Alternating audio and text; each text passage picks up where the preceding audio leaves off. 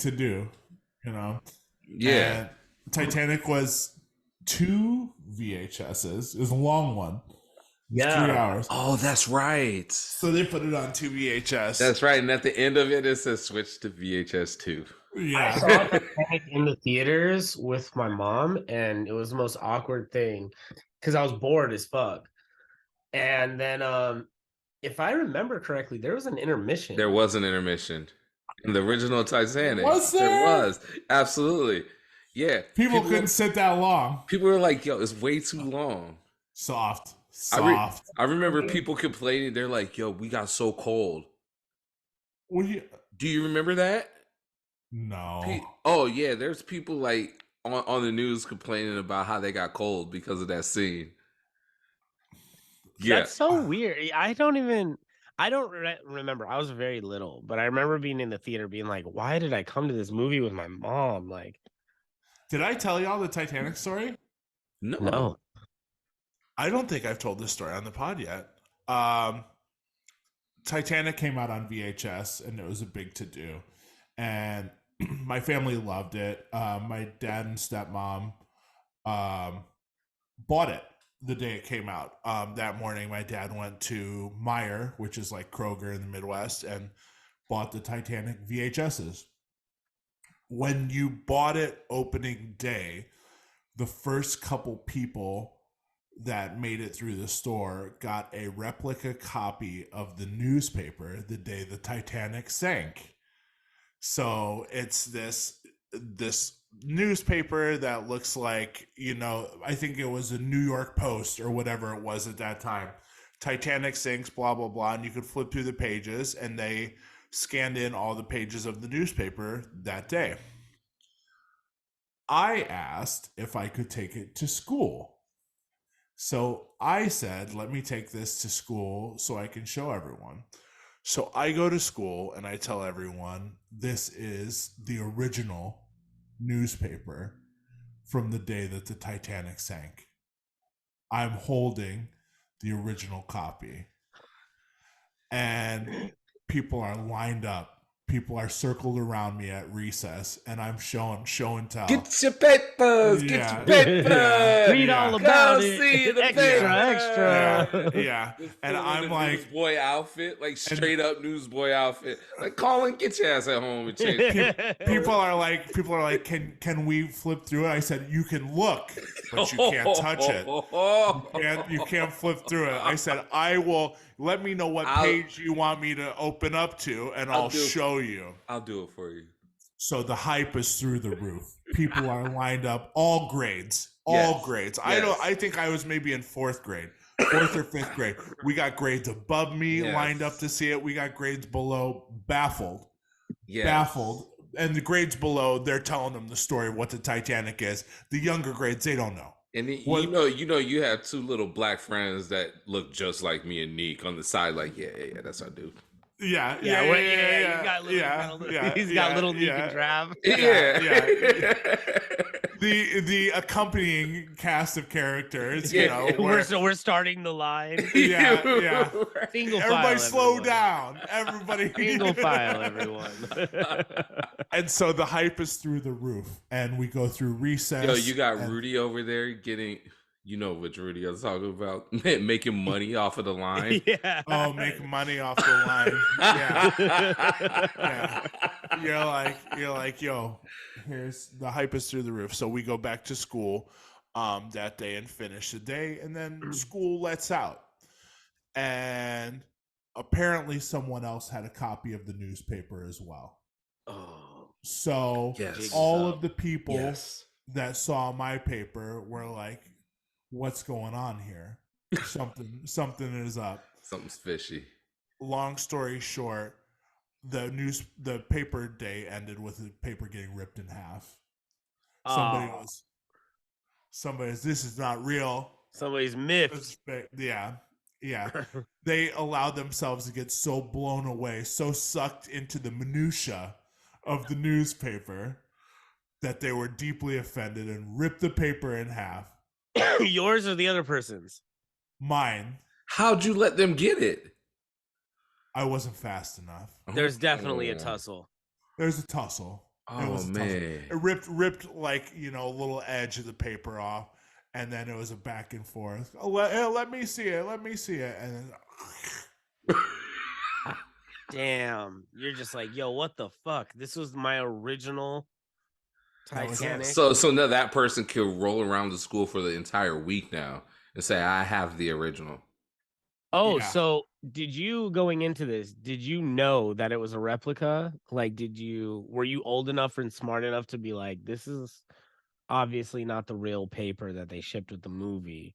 Or were you like, oh shit, they gave us a real newspaper? Right. I thought it was more valuable than what it was. Fair. Okay. Like, because at that time you're not getting like a lot of gifts with purchases. Right. Space Jam came with a coin. Yeah, it did.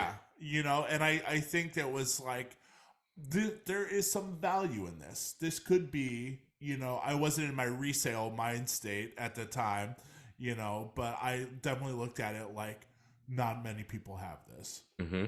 That is so funny. So, short story long, Titanic has caused me immense PTSD, and I will never be bringing a newspaper to present to a group of people ever again. That's fair. That's fair. That's understandable. That is understandable. Welcome much to the 5 on 5 podcast. Hey, this show rules. Trav, real quick, what do you got to real quick? I was just about to say, what about the strength of the soundtrack back in the day? Celine. Yeah, you had the soundtrack come out before. You have the singles from the soundtrack come out before the movie. Oh, you mean like, yeah, so the strength of the soundtrack was. Were we recording when we started this conversation? The whole point, the reason we're talking about the Titanic is we're talking about the turnover from theaters to home viewing. Yes. Mm-hmm. And how quick it is now. 31 days. Like, you wait 30 days, you could stream a movie now. Right. Whereas before, how long do you think? Oh, it was like 3 months. 3 months? It was like 3 months, yeah, because it was always an event to have HBO. I remember when HBO premiere. An HBO premiere, or I remember when it would just end up at like on video so you can rent it, and that was a big deal. Like Blockbuster would be like, oh, we just got Spider-Man. Yeah, there used to be like commercials for that. Yeah, it was a big ass deal. Yeah. So now it's so quick, I don't even remember. Like, I'm like, damn, I could watch this already. Yeah. Yeah. So yes, the soundtrack was even bigger deal back then. I think the last soundtrack that was like Black Panther marketed was Black Panther. Yeah. I don't think we've had like a movie come out where we're like, yeah, the soundtrack is for sale and it's a big deal. Right. I think back then, because physical media was such a was just the way to go with movies, with anything. But you would think the sale of a physical item was important, so the hype was bigger. Right. But you would think, though, these record labels would get together with these movie studios, even though Hollywood's in a kerfuckle right now. But you would think that they would get together, and because soundtracks are playlists. Yeah. So you think that they would get together and make a dope playlist together. I wonder if like on Spotify, I've never looked it up. Let me number crunch. Let's look up movie soundtracks. What was one that I think Spider-Man's kind of old, but yeah, that's recent. Spider-Man Into the Universe. Yeah. Into the Spider-Verse. Yeah. Into the Spider-Verse. I'm sorry. So it's a compilation. Mm-hmm. It looks, I don't know, it looks official, but it is a compilation album. It's an album, various artists. So yeah, this is official. Right. It's not a playlist. It's an album. So, right. So they're still putting out soundtracks, but as far as I can tell, there's zero hype about them. There's zero marketing about them. Right. What I'm saying is playlists are king right now. Yeah. So why don't you just market it? Why don't you? Because we were already doing playlists with soundtracks. That's what I'm basically saying, right? Yes. So it's a no-brainer to put out saying soundtracks. Instead of making it an album, instead of making the soundtrack an official album, right? Because it seems like that's too much for them right now, right? That's what That's what it seemed, because that came out before the pandemic. That was 2018. Yeah, right. that's an old one. So it seems like the What's a better soundtrack is example? too much. So get in the mindset of putting it together as a playlist and then put it out. What's a recent movie that had a dope soundtrack or a decent soundtrack? After the pandemic, you can't say. I don't really know. I just don't, because I want to look like in your head, like, oh, that movie's the music in that movie. I wonder if they put out a soundtrack. Oh, Colin, what movies were we just watching? Okay, what? Licorice Pizza. Here we go. Licorice Pizza. Yeah. But that was an official release because you bought that on vinyl. Yeah. So that was a real one. That's a real soundtrack? Yeah. So on here it says you want album. One that's not real? I want to know, does every movie make a soundtrack officially that you could just go out and buy or stream? What I'm trying to say is, back in the day when a movie dropped a soundtrack and it was available for purchase, it was marketed like an album. That's exactly what I'm saying. And I don't ever see marketing, but it looks like on these streaming platforms that they are available as albums. Correct. Okay. How about this? How about Ozark? Here we go. Ozark had the show? It was a TV show that had a very strong soundtrack. I don't think they got an OST. Oh, okay. See? Because that had like the Run the Jewels, that had Mobb Deep, they had all sorts of stuff on there. So my question is, here we go. Why Ozark. wouldn't they do that? Ozark made playlists. Oh, okay. So I don't know if they're official though. Ozark, yep. So Netflix and Spotify have the Ozark official playlist. Interesting. So that's a real. So that needs to be marketed then. So this because is more I need to know more about that. Yes. So that's what I need to know more about that. Spotify makes an official licensed playlist with the things. I need to know more about that, because that seems like a no-brainer. Why you wouldn't do that? Why you would put marketing towards that? Like at I don't know, the end of the show. Yeah. Playlist available on Spotify. Yeah, maybe it is, but it always cuts off. I mean, I've never seen it. It always cuts off because it always does the next episode. Are you still watching next to it? I've never actually seen any marketing for a soundtrack in the last, I don't know, few years. Yeah, it's been a while. But in the vinyl community, you see it, like on their Instagrams and stuff like that. Oh, okay. So like certain, but that was from. That's a very back niche in the market. day, though. That's because that's like one of the only mediums now that's still like physically available and is still ongoing. Right. So like if you follow movies put money towards that though too. Yeah, because they're official licensed release. Yeah. So. But like, yeah, let's say like, for example, Turntable Lab. It's just a record store, but their marketing is really good. So like, if they get like, you know, the Licorice Pizza soundtrack, they're posting, hey, we just got the Licorice Pizza soundtrack in. Like, if like Amoeba, if Tower Records still existed, they would do that. So I guess because physical media is so niche now, it's not like a widely available thing. Like you could probably go in. The biggest music soundtrack is probably available at Urban Outfitters, Target, and Walmart. Yeah, I got you. But they don't market it because only vinyl collectors are gonna go get it. Right. And then interesting though. And then it goes back to what I'm saying. So why don't you market it through Spotify like that? Exactly. Like so push that. Like why not get, I don't know. How do you market something on Spotify? Like just Spotify ads? Because I know they come up like on your every now and then I'll be like new album release from so and so. Like a pop-up. Yeah, I don't know, man. Because like how do you market something on streaming? It's just there, right? Yeah, it's just like there. Maybe you pay for like to end up on those Spotify playlists, like those Rap Caviar type like official playlists. You pay to be on those. Yeah. So like your biggest single from the soundtrack, they would put it on those playlists. Yeah. Like we said the Black Panther soundtrack. I'm sure that those songs ended up on a lot of different playlists. Right. And so, but they were officially part of that album. Exactly. Black Panther OST. Right.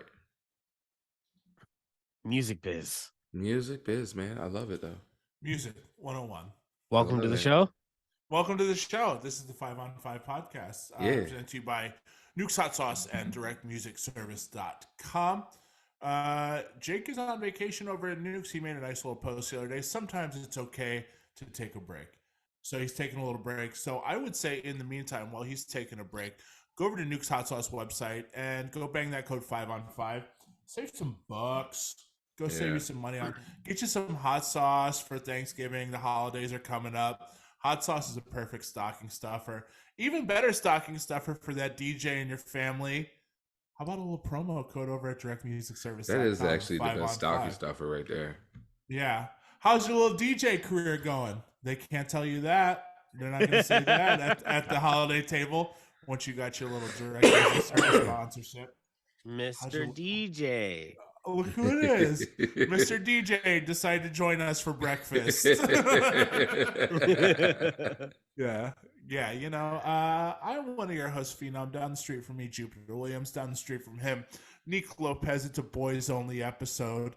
And if you're finding us on YouTube, Trav's going to tell you what the stick is. You know what? Go to YouTube, hit 5on5. And then once you get there, hit the like, hit the subscribe, and ding the bell every time we drop a video to see our beautiful faces and not just hear our beautiful faces. Not just hear them. Don't just hear them. You want to just hear them, but you can see them. You want to see them. You want to see them. Yeah, man. This is like a Thanksgiving podcast, huh? This is our Thanksgiving we should pretty much drop this when we're done. I think so. Yeah. Why not? Yeah. Fuck it. Yeah. The Thanksgiving episode's always funny. Is this our third year in a row doing it? Is. It is. Damn, that's crazy. Yeah. Also, apologies to our regular listeners about the order, our schedule lately. I just got back. Me and Colin just got back from Chicago. We'll talk more about that. I just got back from Vegas. You just got back from Vegas. So our schedule just got really fucked up. Shout out to our buddy Sinclair. Shout out. His episode is out. It is up. I'm sure you've heard it, but yeah, it didn't come out on a Monday, so it got a little confusing. Yeah. But it's if you made it this far and haven't listened, just hit pause on this and go back and listen to that one. Right. Catch up to this. You guys were in Vegas. Yeah. Quick turnaround for Trav. So this is funny. Here's what happened. From the time of the show, a lot has happened. So Neek and I went to Chicago. Neek joined Travis in Vegas, and now here we are. Yeah. Yeah. What a fucking whirlwind. I think we have all of that to catch up on, right? We didn't even do like a Chicago recap. No, we didn't. We haven't recapped any of this. Anything. Yeah. Wow. Okay. For those of you listening, we'll try to be a little bit more regular in keeping you updated. We got a lot of ground to cover today. Let's start from the back to the front. Neek, you were in Chicago with me. Yes. You were in Chicago with me. What a trip. Neek's first time in Chicago. Give us a review, sir. Okay, so first time in Chicago. Colin, I was kind of in a rut, just bored. And Colin's like, "Yo, come with me next month to Chicago." Hold on. Yeah, Colin is former mayor of Chicago. Let me just put that out there. Okay, Colin is the former mayor of Chicago. Everybody in the Chi knows Colin. Yeah, like I'm born and raised in Chicago, but that shit doesn't mean anything because I was a little kid. People come and gone. Like since then, I've been there and haven't been there since. You know, like it's been 20 years. So I've been gone. Yeah, I step back. I'm at home. It's home. It's home. It's home, baby. Like, come on, we home. Travis Cordell Stewart for the Bears. Yes. I think it happened. It happened so quick. Yeah. We can barely. I'm the former Slash, man. It's like, Slash I think he was in there, and then you like look, and it's real tiny. He played for Chicago, 16 games. Okay, there it is. He was. Yeah, I come home, and then it's like, oh shit, welcome back, Mayor. I'm like, no, him. My bad. So my bad, Neek. Go ahead. You're waving. Yeah, I'm waving behind you. Like, get your ass down there. Move, I am. So I get there, and I'm like, I've never been, but I'm like, you know, it's the house music mecca. I always wanted to go. I just never, I guess, had a reason to go.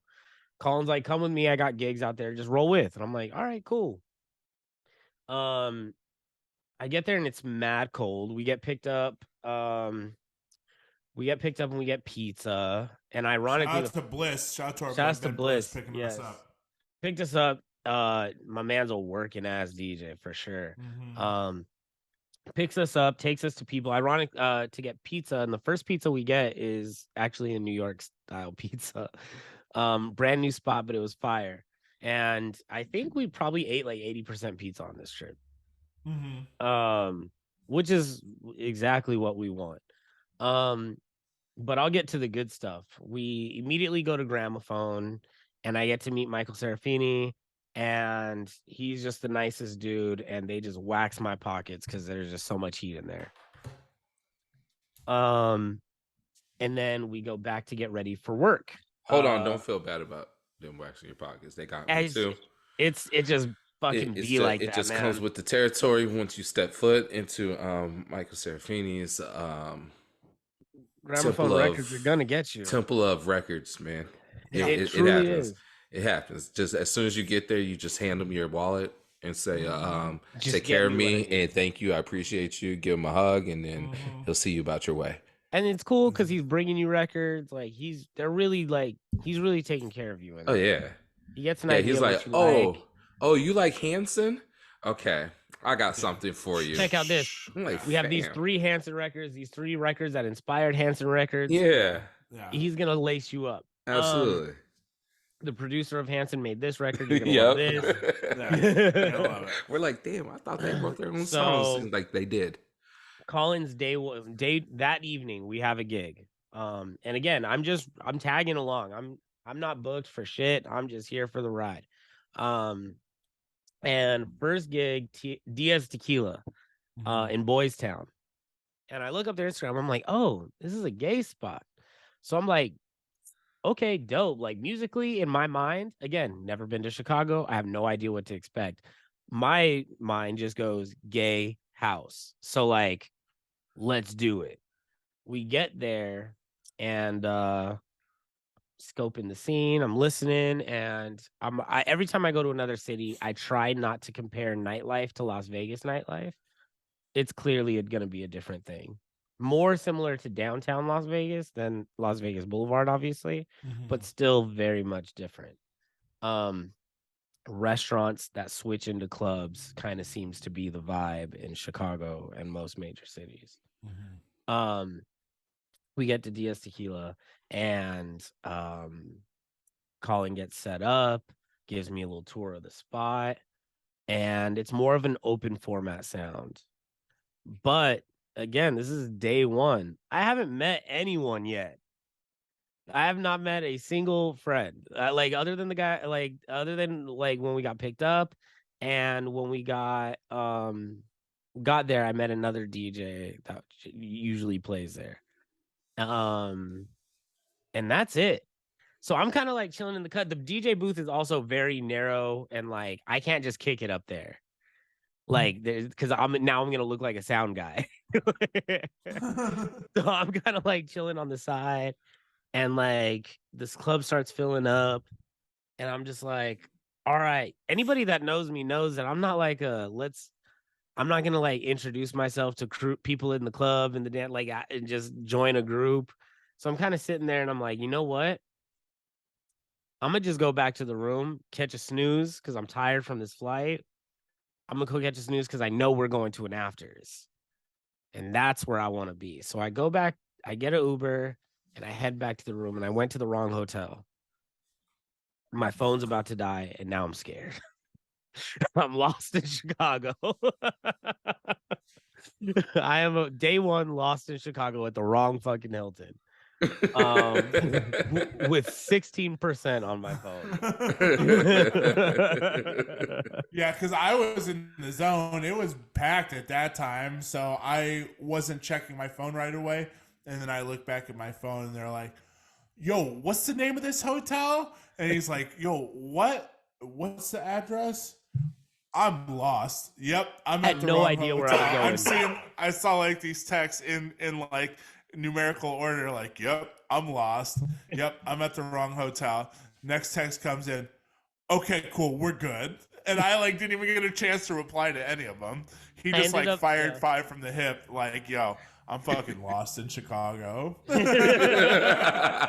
I was like, damn, we lost my man. There he goes. He's out to sea. Thank God for the digital age. Me and the front desk person were able to figure out which Hilton I was at.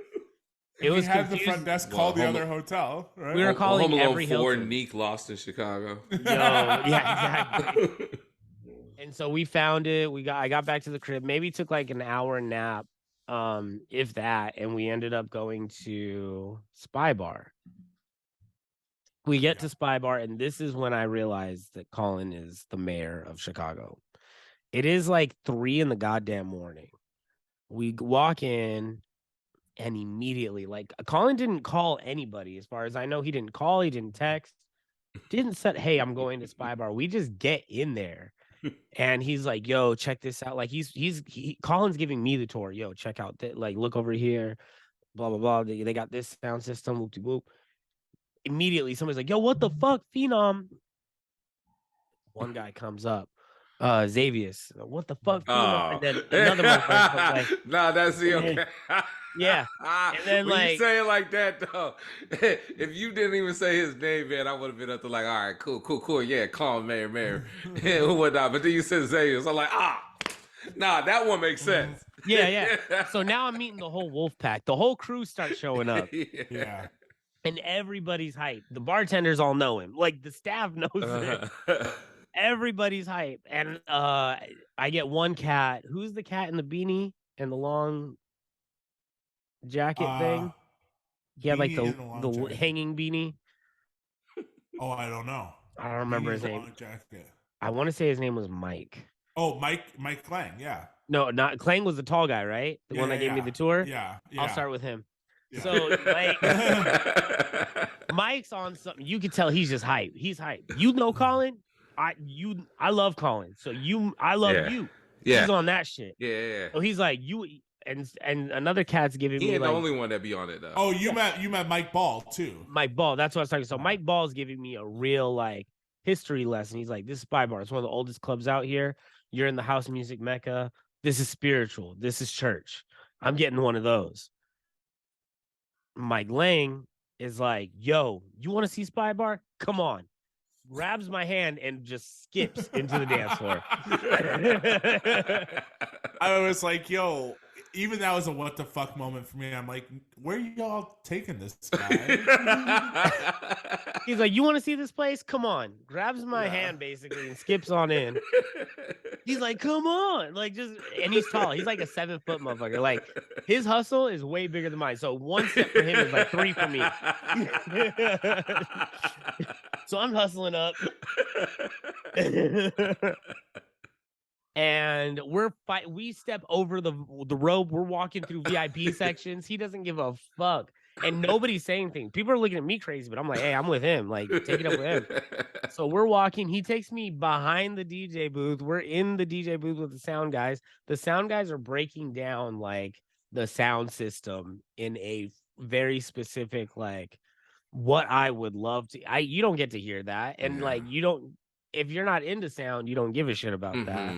But I'm stoked that this guy's like talking to me about the amps, what kind, like what brand, which model we're pushing. This is an outdoor setup. It sounds great, but like my amps are at 90%. I want to bring them down. And I'm like, oh, I'm loving this. Mike Ball finds us and he's like, what the fuck are you guys doing? Come back. Literally did a lap around the club. It was so bizarre, and I hated it because I don't want to be in the crowd. Right. I like to chill in the back. I'm like, at this point in my life, I don't want to be in the middle of the dance floor. So we go back with the guys in the bar. We're chilling. We probably chilled the club. Who was playing? Low Steppa was playing. Low Steppa. Yeah. Oh my God, what a set! It was incredible. Big fan of. Shout out to Defected Records, obviously, but Low Steppa was just so dope. And then we finally get out of there. And where do we go? We tried to stop at a few places, but like it was late. It was like 4:30, 4 in the morning.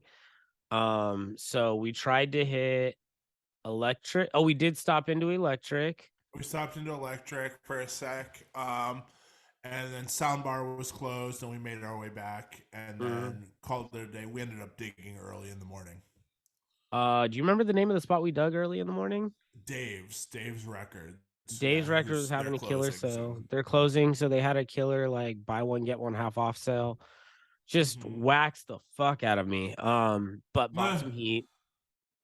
Some really cool stuff, like, and mostly new records. I didn't buy anything. I didn't buy a lot of used in there. I think I bought like 1 or 2 used records, but they had new records, like sealed records from. I think the oldest sealed record I got was like from 2015, which is like that's dope. I got the Wash soundtrack. Okay. Which is just the coolest. And I got it sealed. And then that night you had another gig at, was that Treehouse? That was at Treehouse, and then we went to Smart Bar.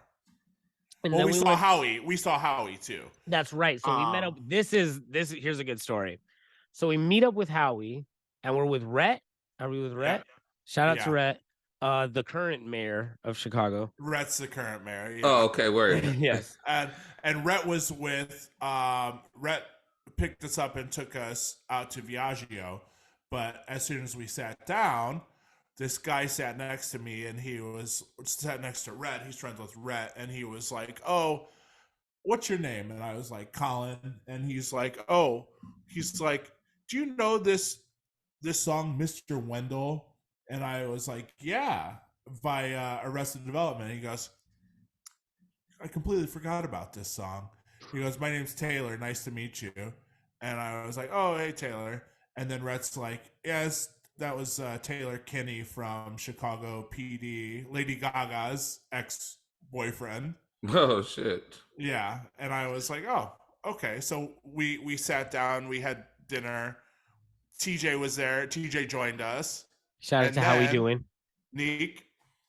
Oh, man. So I'm sitting, there's 3 of us sitting at the bar, and I'm sitting at the far left end. And next to me is a cat eating by himself, watching, we're all watching football. It's Sunday, I think. It's Sunday. And this cat's, sitting at the bar by himself eating, pasta, and he's loud. And there's a certain brand of people in the world, people from New York, people from the Bay Area, people from, I want to say, Texas, and Italians and Puerto Ricans. They love to tell you where they're from. And they will not at every corner be like, "Oh, well," they explain everything as, "I'm from New York," or "I'm Italian," or "I'm Puerto Rican." So blah, blah, blah, blah, blah. This guy is an Italian, one of those. "I'm Italian." He's in the Italian restaurant. "I'm Italian. This needs more garlic." Everything needs, like, he's just, every chance he gets to tell us he's Italian. So I'm kind of like just chilling, minding my own business, but kind of rolling my eyes also at this guy. And he strikes up a conversation with me in the weirdest way. He goes, the Green Bay game is on. And he goes, "Yo, it's weird. The first thing I ever took my daughter out to, like the first public event I ever took my daughter to, was a Green Bay versus Cowboys game. And just the story went nowhere. Like, just somehow made a joke about that being child abuse because the Packers suck.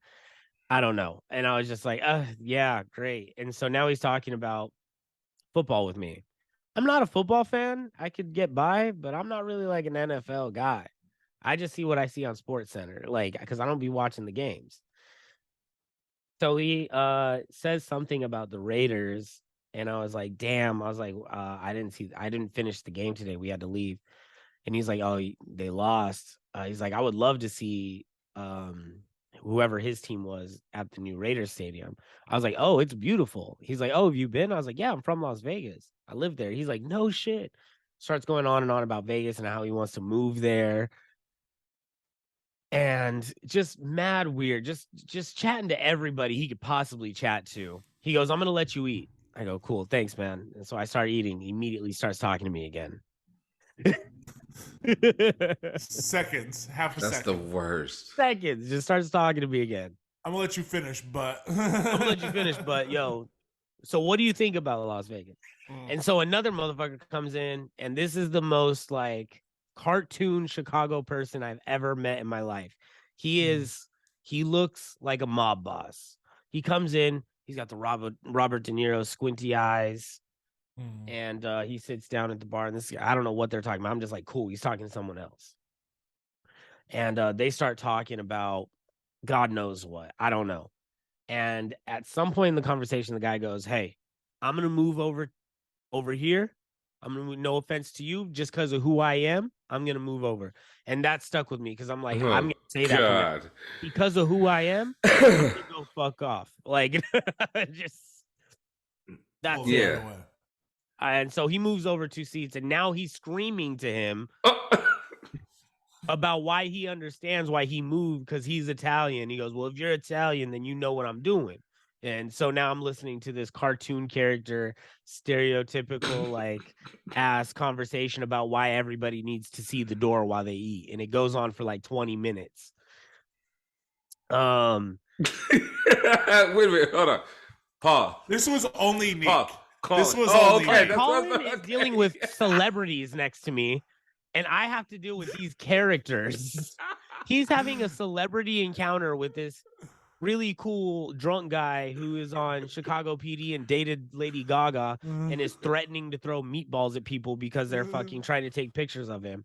And I have mucks over here. This is Neek only. This is me. Howie, Rhett, and Colin are having a cool time. TJ wasn't there yet, even. Oh yeah, because that guy left, and when he left, what did he say to you? So they finish up the conversation. He goes, "All right, man. Well, I'm out of here." It's finally like said goodbye to every staff member of the bar, and he goes, "Hey, man, have a good night. Thanks for talking to me." Nobody ever does.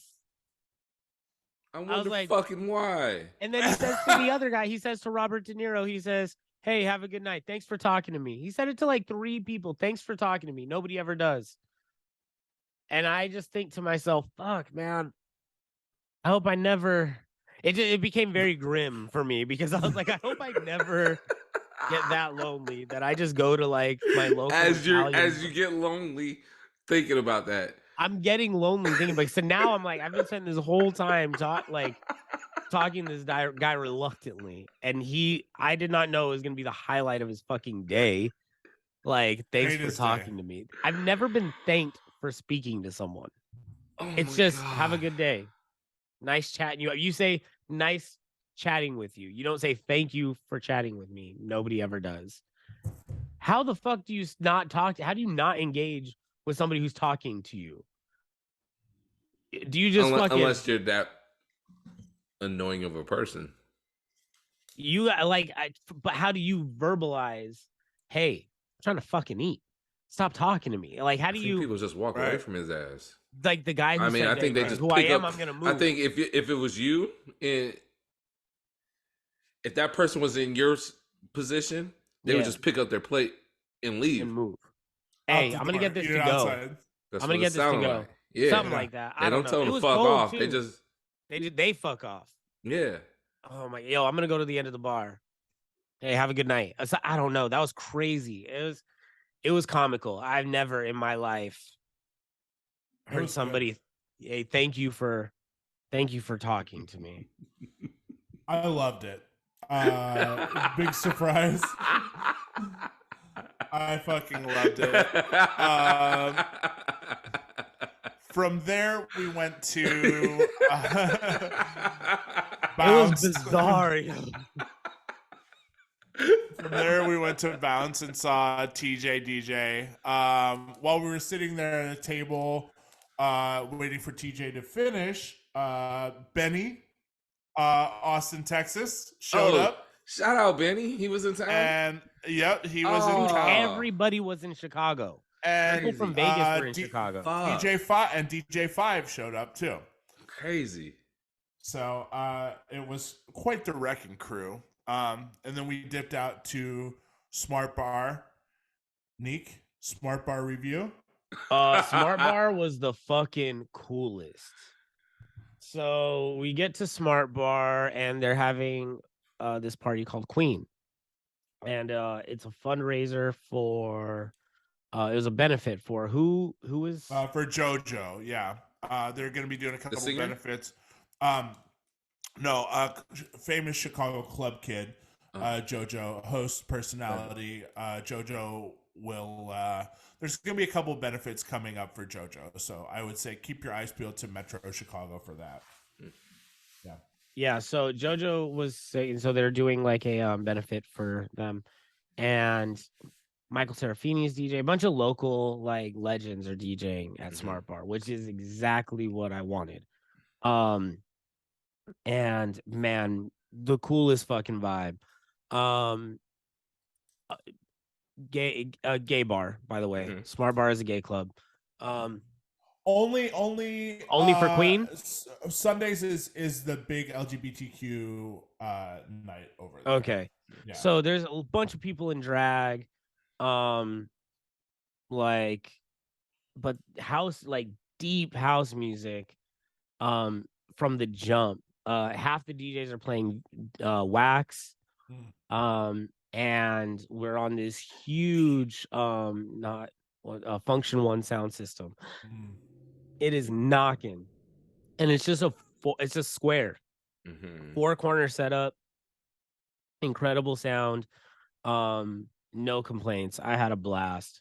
We probably stayed there for like 2-3 hours just jamming. Shazam the shit out Shazamming the shit out of those sets. I'm not gonna lie to you. Yeah. Easily my favorite part of the night. Or the weekend in general. And then yeah, that was that. And then we head to what was the club we went to afterwards? After Smart Bar? Mm-hmm. No, we came home. Oh, we came home. So was it? Oh, it was the next headquarters was the next day. Headquarters was the next day. That's what headquarters, and then we went to Prism. And then that takes us up to who's that Prism? Just locals. Yeah. Takes us up to shout out to the local guy that was DJing who's playing really cool shit when we got there. I mean, it's a club. It's Prism's like their like premier. It's like a Tao type club. Yeah. And but red flag for me. That I didn't realize. I've never seen this. A DJ that bobs his head, not in double time. I bob my head in double time sometimes. As too. Yeah. So like he was bobbing his head on a completely different BPM that was really fast, like drum and bass speeds. He's at like 140 up here. Okay. I'm DJing at like 98. Mad weird. Oh, DJ at 180. He's at 140. His head bob was at like drum and bass, like. Oh, never mind. But he's DJing at a very slow, and it's more than double time. It's a completely different rhythm. His DJing was on beat, but I was very confused. He was on the 116th. Yo, I was like, what? It wasn't in time. It was a different song. Yeah. It was very confusing to me, and I was like, I've never seen this. This would usually be a red flag, but he's still playing on beat, so I was very confused. It was like happy hardcore tempo in his mind. That's like the left-handed basketball player that dribbles to his right but shoots with his left. Like, what the hell is going on? What am I looking at? It was very confusing. Just like a micro thing I noticed that was bothering the shit out of me. But I mean, he was playing well. Wait a minute, did you call that a red flag? Was that the red flag? That's the red flag. That was the red flag. And you said you just called it micro? It's micro, but for me, I'm like, I don't know. It's all relative. It's all relative. It doesn't matter. But the execution was fine. Like the music was good. It was on beat. The execution was good. The head bob was not good. Not good. Very confusing for me. I want to hear about Vegas because I had held Neek hostage in Chicago for 3 days, and then Travis hit the streets with him out in Vegas. How was your trip? Kind of, not really though. So I was out there for my girl's birthday. Shout out Haley. So we landed on the 16th, her birthday, and went straight to Toka But Sinclair was not there. He definitely hooked us up though, so appreciate that. Shout out. And then What'd you eat? What'd you eat? What'd you eat? Yes, we had the steak, the Yeah. New York again. We had the what was it? The mushrooms. Um, she had salmon. Did Oh you well, get the no. mac and That was cheese? over at the other spot. Forgetting what else we had with that. That meal's That was still bomb. fire. It was bomb. And then the Okay. dessert, we had the dessert for her birthday. So Oh, the yeah, thing it we was got for bomb. Colin's birthday. Then we got for Colin. Bruh. Yeah, happy birthday, Colin, by the way. Oh, so right before that though, I had stopped by best friend to see Neek, Oh, that's chat with right. Neek Yep. because he had just gotten to town from Chicago. So we were talking about that, talking about Chicago, talking about music, nerding out, of course. And then headed to dinner. So after dinner, fuck man, we were full. Oh, we we stopped by on the record, saw Jaime. Shout out Jaime. I'm in the Um great shout out. saw him, had a drink there, and then just went back to the crib and passed out. We were so full from dinner. Then next day, woke up. Neek had to get everything ready for Paradise Fever, so we walked the strip a little bit, walked to the mall, and then You ate at Bavette's. we ate at Bavette's. Oh, did you? Yes, All right, yes, better than Toka? different, Yeah, it's different Brevette's. because Bavette's is very much a Chicago steakhouse. Mhm. You could taste that in the steak, whereas Toka was definitely that Mexican steak. You could taste the seasoning, you could taste the oils that they used in their steak. You could definitely taste it too on the crust. Yep. The steak. You could definitely taste it over at Toka, whereas Bavette's is just straight Chicago.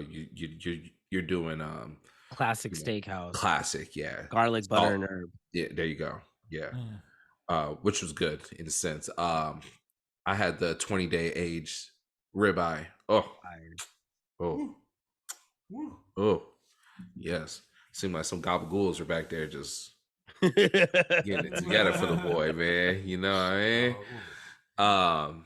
And then from there we went and saw Neek over at Rum Bar, Paradise Fever, and let me tell you, man, that was fun. That was a great time.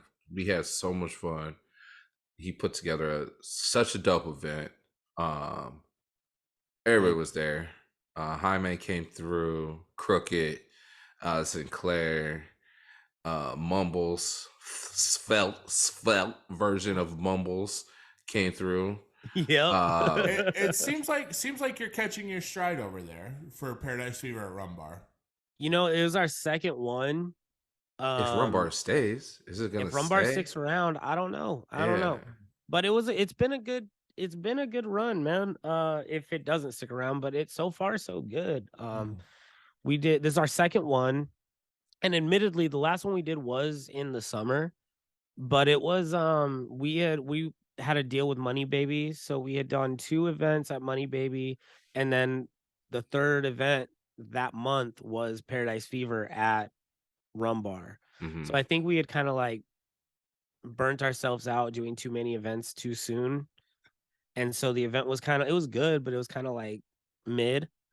And then this time around we did Rum Bar, Paradise Fever, and it was just fucking through the fucking roof, man. Everybody showed up. A late push because Rum Bar is kind of an early place. We do 9 to 1 there. And so I was a little skeptical at first for like the first 2 hours because everybody shows up on regular time, like 10:30, 11:30. And so Yeah, because everybody we came. didn't show up until like 10:30. Yeah. Yeah. So you caught it like you saw it fill up. You saw the room fill up. And I was a little nervous at first. I was like, oh my God, here we go again. And everybody showed up and it was fucking great, man. It was a time, man. It was a good time. Shout out to Funky Ruben. Oh yeah, shout out Funky Ruben, man. He came through and He came through and fucking killed it. That dude can play his ass off. Yeah. We're gonna do Paradise Fever again this month at Cheap Shot downtown, and we're gonna do all vinyl. What day?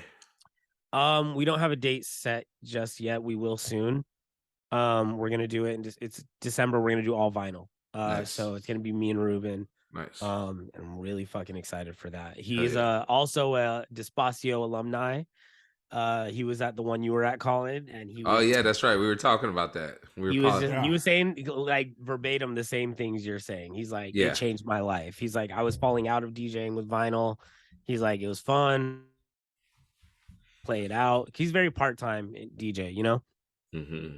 But he was like, once I came back from Despacio, he's like, I was like, nope, this is the way to do it. This is how you DJ. And that's what I wanted. He changed his whole shit. Yeah, you know, it's definitely, and we've had some more time to enjoy those vinyl sets, you know. And buying vinyl again, and buying vinyl as a vessel that you're actually going to play out. Right. Exactly. Right. And that's, I've definitely been like on that too lately now because of you guys, like thinking like buying records with the intent of playing it out. And like, this is a cool record, but I'm not going to play it out. So I don't buy it. You know what I mean? Right. So now I'm like more into singles because I want to play them. And he was like, what did he say? He goes, it changed the way. He's like, I've been chasing this high, that Despacio high, ever since.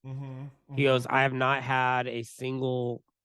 I've gone to some really cool sets, and like I've played some really cool parties. He's like, but I'm just constantly chasing that Despacio high. And he said the coolest thing where he's like, I love Paradise Fever because I can play that type of music.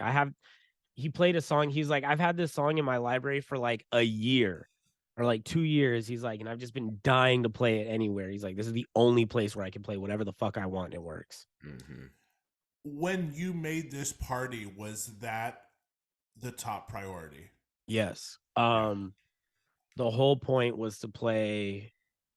Originally, it was Paradise Fever, Funk, Soul, and Disco because I wanted to rip off the Get Back. But add disco because they're funk and soul. And I just wanted to add disco. And then once Paradise Fever just became Paradise Fever, I was like, I want disco to be the predominant thing, but disco related things like house and just nightclub dance music in general. Yeah. But I wanted to be able to thank you. I wanted to dig deep. I wanted to get like weird cuts and like have I was hoping to get a very responsive crowd where you could give them songs they know. You could give them songs that like to keep them there, like people that are ignorant and not ignorant in an insulting way, but just like aren't music heads that would keep them entertained. And then you could play like a song that's like an underground smash, like Steve Monite, Only You, and the heads will know it. And because of the excitement of the heads, the other people are going to get into it. Right. And like, Release Yourself was a song that I used to play a lot at Paradise Fever where the heads knew it, but the common folks don't know it. And because of the excitement of like the heads being there, it would bring everybody in. It's much like playing the hip hop, man. Yeah. It's the same thing. It's the same thing. So like you play a cut that's like nobody knows unless you're like a real nerd. And then it just takes one person to be like, yo, what the fuck? You're playing this? And then everybody's in. So when I started Paradise Fever, that's kind of what I wanted. I didn't want it to be too dorky to where it was not palatable. But I wanted DJs to be like, celebrate good times, come on. Yeah, I didn't want, that's one end of the spectrum where I didn't want it to sound like a wedding, but I didn't want it to sound like the most deep cut boiler room set you've ever heard. Right. I wanted somewhere in that gray area where we're getting really danceable music. You know what I'm saying? But like you could still go off. Travis, you have to do this the rest of the show. I'm going off. The whole show. You have to do this the rest of the show. I'm going off. Those shoulders are going to be huge. Yeah, right. Just you're going to need a bigger jersey.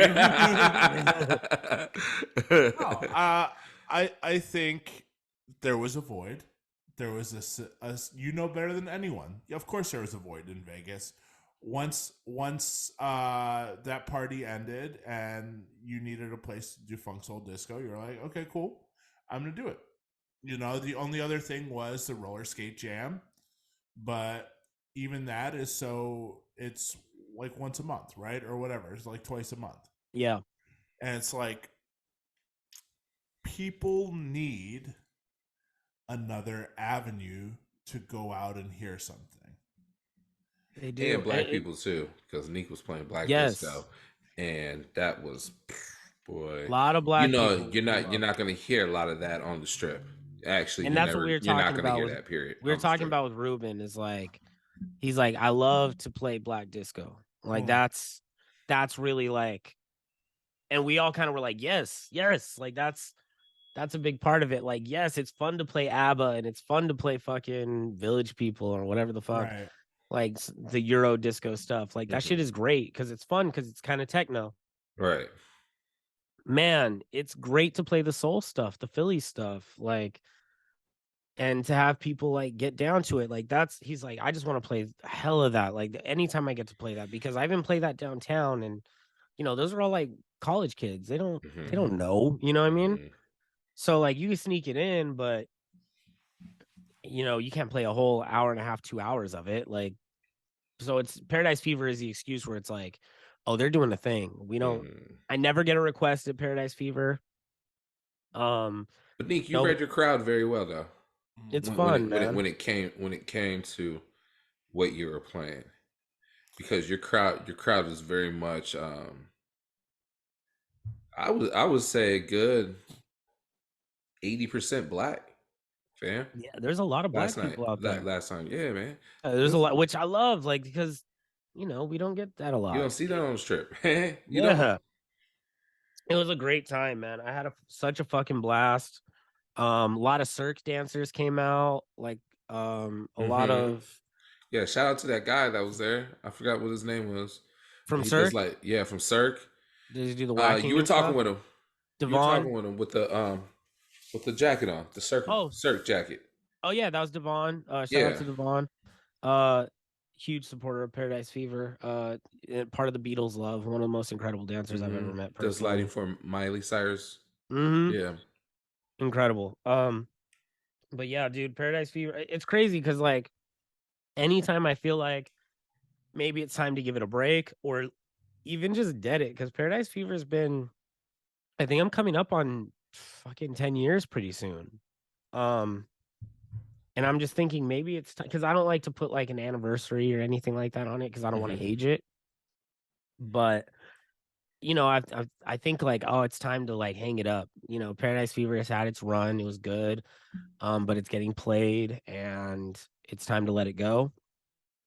We have a night like that where I'm like, oh, we're still good. Like we can still hang on, we can still keep rocking with it. Was it the biggest Paradise Fever fucking ever? No. But it was a really fucking good one, a really fucking fun one. Yeah, it and need to be. Was the one that we played the biggest one? Because that was a fucking banger. That's the biggest one. That was fun, bro. Yeah, that was the biggest one. Wait a minute. Which one is we? Not on me, the record. right? Yeah, you. Oh, that one. Yeah, you. Oh, yeah. shit. Yeah, you and you. Damn. Hey, yeah. Hey, that was the biggest one. The one where the boys were all on. That was the best Paradise Fever, in my opinion. Yeah, that was fun. It was a perfect storm. Yeah, it was. Well, and then was that the one where we had Stone City Band too? Yeah. No. Drummer. Yeah. So that was What's the drummer his name? from this. Oh my god, it's escaping me right now. Because he was Rick James' drummer also. Yeah, so that's what I mean. He was Sorry, there. Leslie. Yeah, it's Leslie. Yes. So he was him, and then a couple of other members of Stone City Band showed up for him. So like Stone City Band was at Paradise Fever, which is crazy, and I got to see him play fucking Fired Up live. But I don't think you've caught your stride yet. No, I still think sometimes I feel like it's burnt out just because, you know, sometimes not everyone's a killer, but that's been the story from day one. Sometimes you get some that are just like, it doesn't really pop off. And people, will blame it on, oh, you didn't market this one, or but you do the same shit every time. Right. I market it just the same. It really is just like luck of Yeah. time, place, and It people's is. enthusiasm. It really is. But you still get a core. You still have a core, and that's the best part. Is like even on the duds. Oh, I'm calling them duds, which is kind of a shitty way of putting it, but like you still get those followers. I still have that core group of people that go to every Paradise Fever. Right. And that's a dub for me. Like if I'm throwing this event where I get to nerd out on the music that I want to, and somehow, some fucking way, a group of people, there's a certain group of people that come, like, that's why they're coming out. Oh, it's Paradise Fever.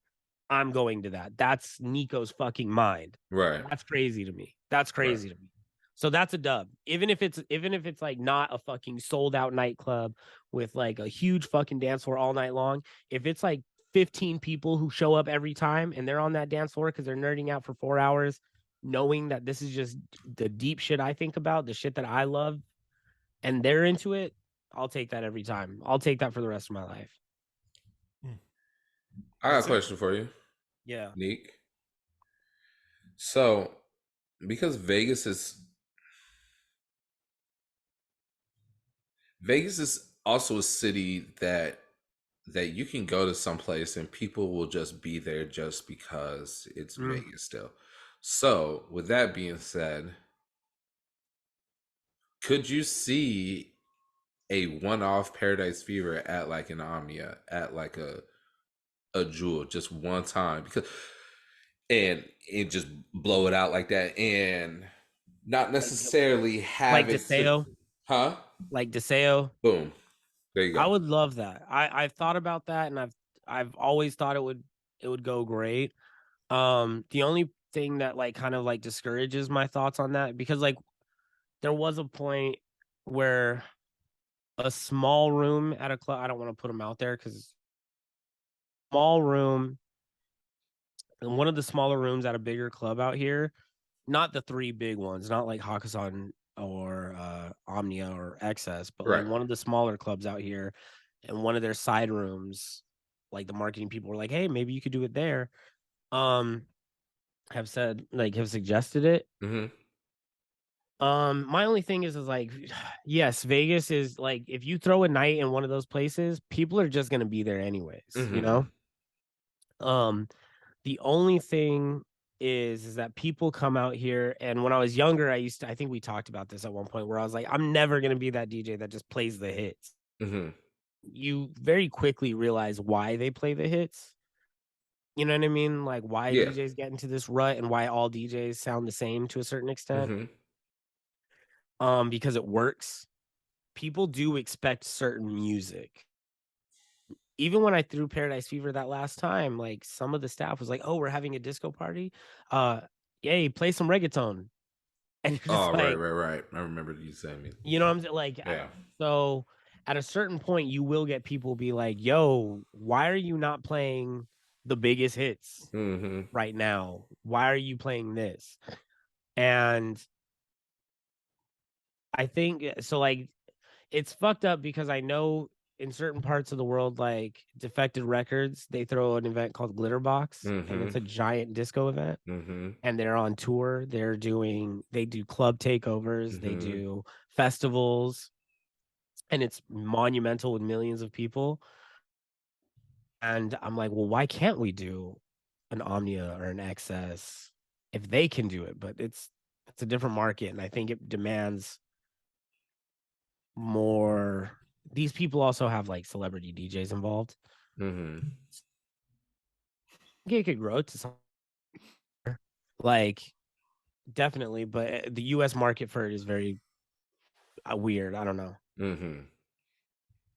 I would love that. I think it can. I'm optimistic, and I'm definitely putting all my efforts into making it get there. I just don't know if Las Vegas is the place for that. Unless it does, unless it becomes that. I don't know. Yeah. I think it's going to happen at like one of the festivals. I think a I think so, festival is too. more likely. You're gonna get like a little festival something. Maybe I mean EDC is the dream, EDC is the obviously, dream. Yeah. but you know, there's a certain unknown. That's why you still got to keep it going. Right. Exactly. You know? And you have to treat it like it's small still. Mm-hmm. Yeah. You know, the unknown is the joy in launching a new fucking project in the first place. Yeah. You know, this podcast being a perfect prime example. You know, no, I think that, you know, I mimicked a party after what you do. You know, I mimic a party off of Despacio. You know, Vespers is a direct correlation of both of those parties, of Queen, of all three of those. You know, that. But shout out to you. You're throwing your own party. Yeah, you know, like that. And if you're listening, Friday we're gonna do a Vesper set in store at Too Many Records, 3 to 5. You know, like that thing, that mystery box of I'm not filling my cup DJing this music, so let me build my own thing to DJ this music. You know, like I wish more DJs would do that. There's so many fucking working DJs right now that don't throw a night. Throwing a night is a very specific, like, it can be daunting, I guess. Yeah. But I tell so many people, like last night was a slower night at work. And two of the people that work there are trying to get into DJing and working as DJs. And they're like asking for tips, and I'm giving them everything I can. Yeah. And I think one of the better pieces of advices that I landed on was, dude, throw a party. Mm-hmm. Come up with a party, come up with a theme, come up with a name, make mixes, like do everything and create a brand, basically, because that's how I got my ball rolling. Mm-hmm. That's it. Paradise Fever is how I started. Like, is how I got people to know me. Like, I should have went by DJ Paradise Fever, because that is, people learned about that before they ever learned about Neek. Hey, it ain't too late, man. You gone through how many iterations of yourself, bro? It'll happen. I mean, eventually Neek Lopez will just be Paradise Fever. Neek. We got Neek with the braids. We got Quartz Lopez. Quartz Lopez. Yeah. No, same, man. Like, I started throwing a party in Bloomington, Indiana. You know, Sneak Attack. I mean, I guess that's how. Yeah, that's how we all have to start, huh? Men on Vacation? Nowadays, no. Nowadays you don't have to. That's like fair. A thing of the past. But also nowadays, shadowing someone's a thing of the past too. Shadowing is absolutely a thing of the past. Like I've had people hit me up recently that are like, hey, I know this sounds kind of weird, but I'm looking to get more insight. Do you mind if I shadow you? And I'm like, dude, it's not weird. Yeah, that's literally what DJing used to be. Yeah, it's literally homies helping homies. Yeah, you know, I shadowed Four Eyes. Fam. I shadowed that's all I used to do, bro. Yeah. They used to call me DJ Shadow. Chill. Man, they had to, man. Call me DJ Peter Pan. There you go. That's Big Lizzie. Big Lizzie. They used to call me DJ Calvin Harris. You may have heard of me. I go by DJ Shadow. You're like, DJ Shadow. What? The real DJ Shadow's like, I heard you were DJ. Yeah. You're like, oh no. Yeah, no. Yeah. He's like, I'm DJ Shadow, and you're like, and I'm DJ Shadow. Yeah, I'm DJ Shadow. Right behind you, sir. Yeah. Exactly.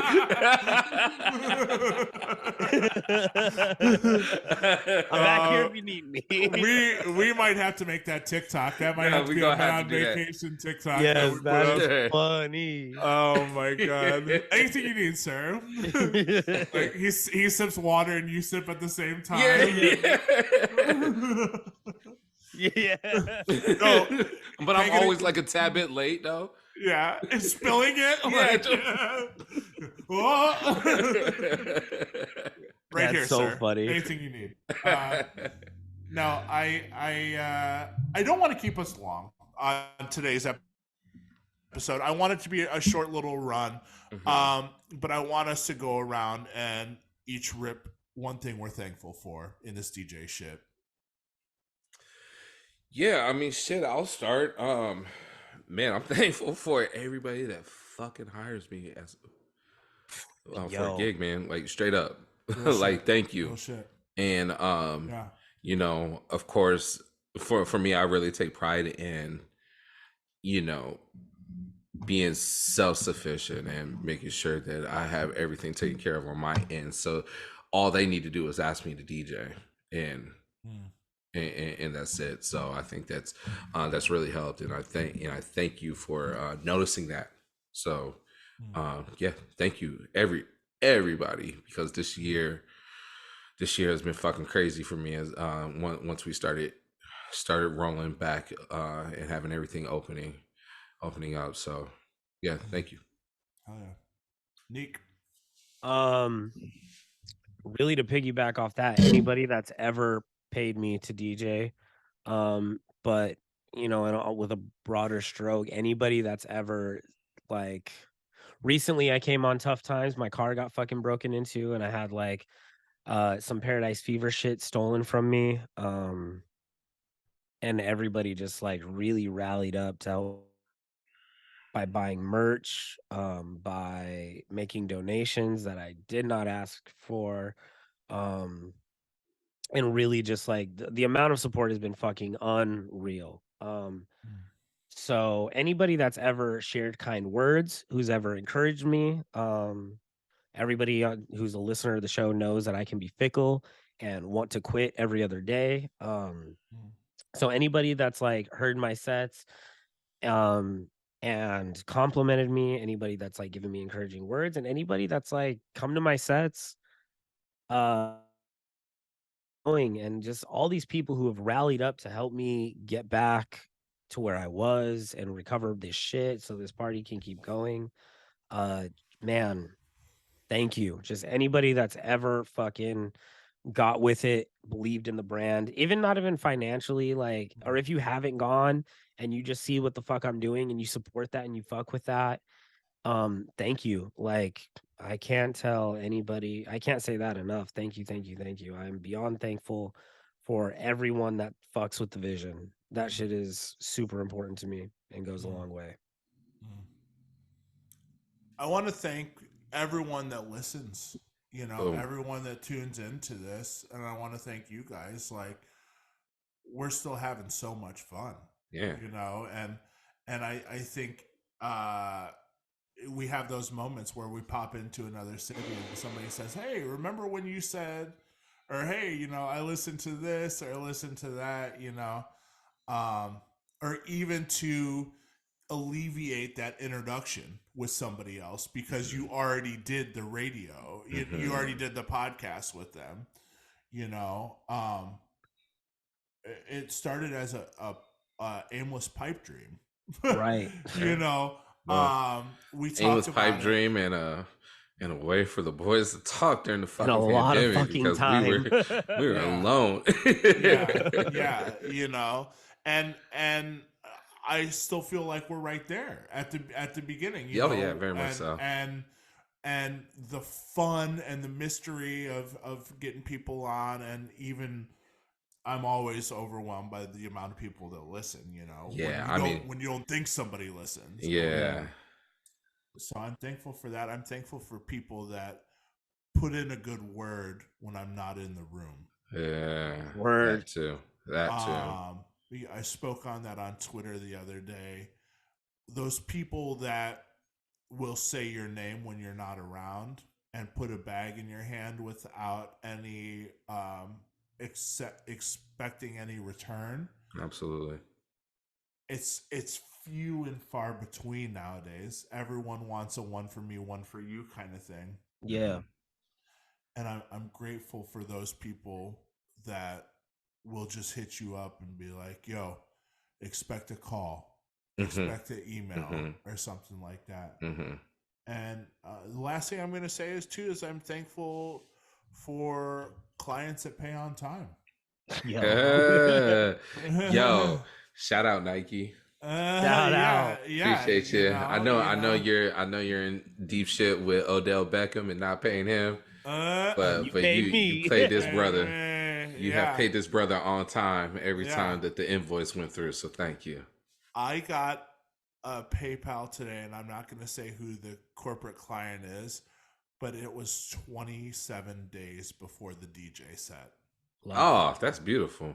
Damn, it's like you don't even have to show up, but you will though because you know you got. But hey, that's that trust though. Yeah, exactly. It's like you solidify yourself with a good, first one. First one they paid a week out, which is great, awesome. Like we're used to net 30, net 60. Yeah. I want to break away from that. I want this community to break away from a net 30 payout. Yeah. People can't survive on net 30. People can't survive on net 60. People cannot survive on this mystery of when am I going to get paid, even though I did everything on my end to fulfill our agreement. I feel that. You have the invoice. You got a great performance out of me. I was on time. Everything was perfect. Why am I waiting? Why am I in limbo? Right. And I get these occasions where it's a third party. We're working back and forth with the venue. But the one-on-one, we got to do better in all of nightlife. All 100%. Of nightlife in demanding that people get paid out on time, just as they would want to get paid out on time. Exactly. It's not rocket science. I hate the limbo. I hate when people think that like they can wait. You can wait up. Like they can wait up. They made their money that night off of you. Yeah. I'm not asking for it's not a crazy amount either. If it was a big and you shouldn't feel bad for asking too. No. And that's the it's only what we agreed upon. That's the fucked up part about it is you feel bad for asking. And you shouldn't because it's what you agreed on. Yeah. Yeah. I just want to say that to piggyback off of what you're saying, we all make, and beyond the three of us, but specifically the three of us, we all get to make a living being creative people. Correct. You know what I mean? For having ideas, even on a very small, basic, this song and that song go together. We make a living being creative. And I think throughout our lives, we've met so many people who are creative and don't, or are creative and their ideas aren't reciprocated as well as ours are. And I think we should be grateful for that. There's not a lot of people who get to make a living off of their minds, and we do. And I think that is something to be grateful for. The stupid shit we come up with almost effortlessly and get excited about most of the time is met with praise, and we get paid for it. And that is fucking something absolutely to be thankful for. Even this podcast, the fact that anybody listens to it, let alone the amount of people that do, and the things that have come from this podcast, the network we've built, the people we've gotten to meet, the people we've gotten to talk to, and have become genuine friends, the listeners who have become friends. It's crazy. And then the work we've gotten as a result, it's fucking incredible. So I think that's something worth being thankful for. Yeah, and I think collectively for all of us, I'll speak for all of us that, we're thankful for everybody that has joined the podcast for this year, that joined us as a guest. So I think I could speak on the fact that we're on year 3 of Thanksgiving of this fucking crazy to me. Nuts. Yeah. Well, appreciate it, gentlemen. Oh, cheers. We need to add some songs. I just added "Spin the Block" by Raheem, R&B track. Oh, so smooth, so good, such a great voice. I'm going to add. I know I like some new shit.